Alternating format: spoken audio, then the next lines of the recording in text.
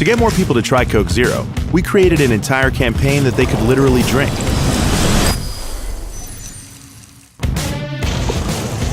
First, we built a billboard that served real Coke Zero to thousands of fans. Then, we poured Coke Zero to people all over the country. Your TV is about to pour you a Coke Zero. This is a drinkable commercial. We partnered with Shazam and created a new way of using their technology. Shazam now to drink it. By Shazamming the spot, the Coke Zero from the screen was poured right into people's phones, whether they were at home, at a concert, or among 80,000 people at the NCAA final game. Every interaction ended with a free Coke Zero that could be redeemed at major retail stores across the US. Even when there was no screen, we poured Coke Zero using just sound.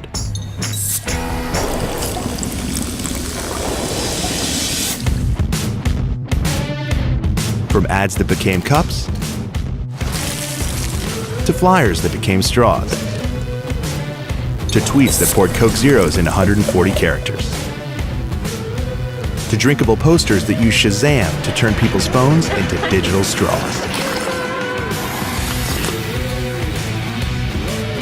Every single ad put a Coke Zero in people's hands.